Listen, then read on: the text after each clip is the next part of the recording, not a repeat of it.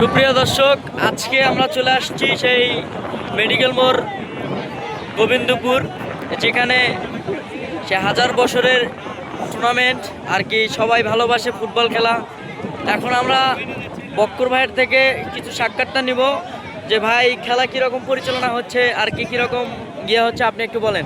ধন্যবাদ content creator Abdul মামুনকে, অসংখ্য ধন্যবাদ অনলাইনে সাক্ষাৎকার নেওয়ার জন্য।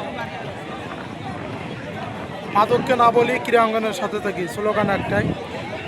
৭ নং হলদা ইউনিয়নের বেড়াগ্রাম মেডিকেল মোড় সংলগ্ন আরাবাদ আমান কোকো স্মৃতি ফুটবল টুর্নামেন্ট অনুষ্ঠিত হতে যাচ্ছে। ইতিমধ্যে কয়েকটি ম্যাচ হয়েছে। আজকে নির্ধারিত প্রথম রাউন্ডের খেলা চলছে।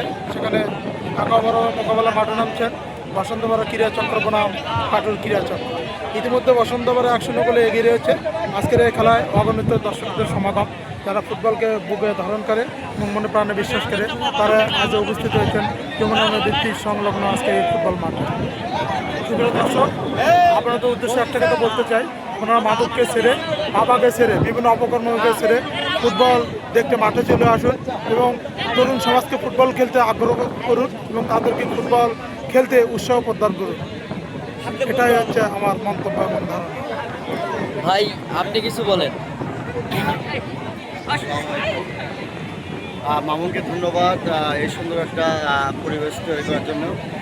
আপনারা দেখতে পাচ্ছেন যমুনায় ক্রস ঘেঁষে আমাদের ঐতিহ্যবাহী ফুটবল খেলা।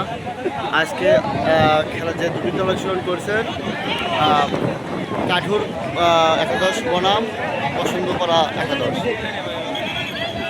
আসলেই ক্রীড়াকে মাদককে না বলে, ক্রীড়াকে হ্যাঁ বলে আজকের এই খেলার সুন্দরভাবে পরিচালনা হচ্ছে।